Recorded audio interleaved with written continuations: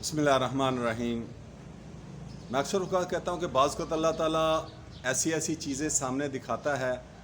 ایسے معاملات اللہ تعالیٰ سامنے رکھتا ہے بندے کے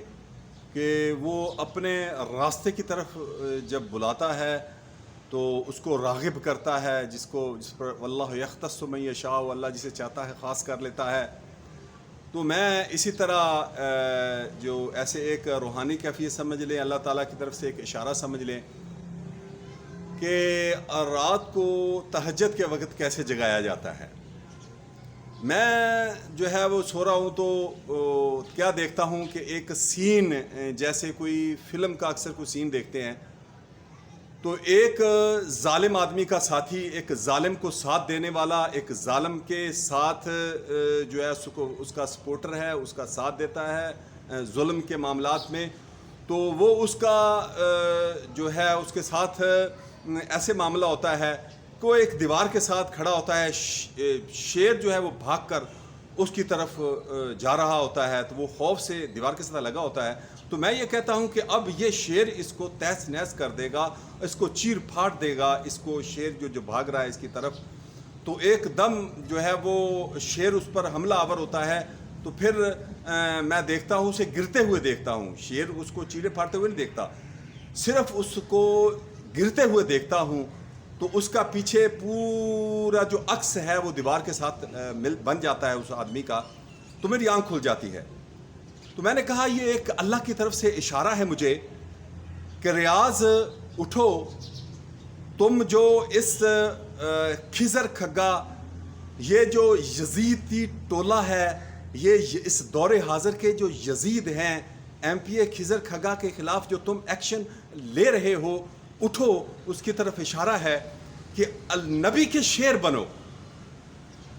پہلے میں سوچ رہا تھا کہ یہ اشارہ ہے کہ اللہ کے شیر بنو، پھر میرے ذہن میں آیا کہ شیر دنیا میں اللہ کا ایک ہی ہے جس کو شیر خدا حضرت علی رضی اللہ تعالیٰ عنہ کہا جاتا ہے۔ یہ کبھی بھی نہیں کوئی اور سوچے گا یا کسی کے لیے ایک لقب کہ وہ اللہ کا شیر بنے۔ اللہ کا شیر ایک ہی ہے۔ میں نے کہا تم محمد صلی اللہ علیہ وسلم کو کہ شیر تو کہہ سکتے کہ اٹھو، یہ اشارہ ہوا ہے کہ محمد صلی اللہ علیہ وآلہ وسلم کے شیر بنو، اٹھو، ان کافروں کو، ان فاسقوں فاجروں کے خلاف ایکشن لو۔ تو میں نے یہ ایک جو ہے جو ان کا یہ اکثر لوگ کہہ دیتے ہیں جی ہم تو مسلم لیگ نون کی وجہ سے ہم ساتھ دیتے ہیں، تو قیامت کے روز کیا اللہ کو جواب کیا دو گے؟ تو اللہ تو یہی پوچھے گا کہ جب تم نے اس یزیدوں کو، اس ظالموں کو، فاسقوں کو، فاجروں، کافروں کو تم ووٹ دیتے تھے، ان کو سپورٹ کرتے تھے، تو کیا جواب دو گے؟ تو کہو کہ ہم نون لیگ کی وجہ سے ان کو سپورٹ کرتے تھے۔ تو نون لیگ کون سا اس نے جو ہے وہ اسلام کا، یا اس نے کون سا نون لیگ نے جو ہے وہ مسلم نون لیگ نے کام کیا ہے جو اسلام کی سربلندی کے لیے کام کیا ہے، اس کے ووٹ سپورٹ کی وجہ سے تم بچ جاؤ گے؟ یہ کیسے ہو سکتا ہے؟ تم اللہ کی پکڑ جب آتی ہے، ظلم کو تہس نہس کرتا ہے، تو پھر وہ معمولی کمزوروں کو شیر دل کر دیتا ہے اور کمزوروں کو طاقت دیتا ہے، وہ بڑے بڑے ظالموں کو تہس نہس کر دیتے ہیں۔ اب یہ ایک مثال دیتا ہوں میں آپ کو۔ اب افغانستان کے اندر جو ہے وہ دیکھیں کہ ایک کمزور سی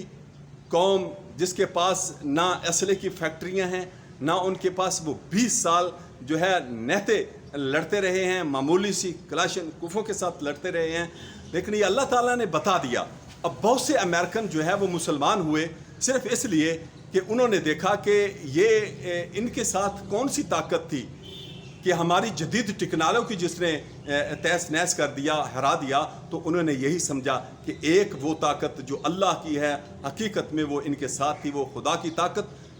جو ہے وہ مذہبی جماعتوں کے، افغانستان کی مذہبی جماعتوں کے ساتھ تھی۔ انہوں نے تہس نہس کر کے بڑی بڑی پاروں کو، مجھے ایک میسج جو ہے وہ ایک آیا، تو اس میسج کے اوپر یعنی ایک کومنٹ میں پڑھ رہا تھا ایک ویڈیو کے اوپر، تو اس میں انہوں نے لکھا جی دنیا کی دوسری سپر طاقت کو، دنیا کی دوسری سپر طاقت کو طالبان نے شکست دے دی۔ تو نیچے لکھا ہوا تھا کہ بھئی دوسری جو ہے وہ اگر امریکہ کے اشارہ دے رہے ہو تو دنیا کی پہلی سپر پاور کون ہے؟ تو میں نے وہاں نیچے کمنٹ لکھا، میں نے کہا جی دنیا کی پہلی سپر پاور پاکستان اور افغانستان ہے، جس نے دنیا کی پہلی سپر پاور روس کو افغانستان میں شکست دی، اور پھر اس دنیا کی دوسری سپر پاور جو ہے وہ امریکہ کو افغانستان اور پاکستان نے مل کر شکست دی۔ لہٰذا دنیا کی پہلی سپر پاور جو ہے وہ افغانستان اور پاکستان ہے۔ جب پوری دنیا کے مسلمان متحد ہو جائیں گے، پوری دنیا کے مسلمان ایک قوت بن کے ابھریں گے، تو انشاءاللہ بإذن اللہ یہ میرے الفاظ حقیقت بن کے سامنے آ جائیں گے۔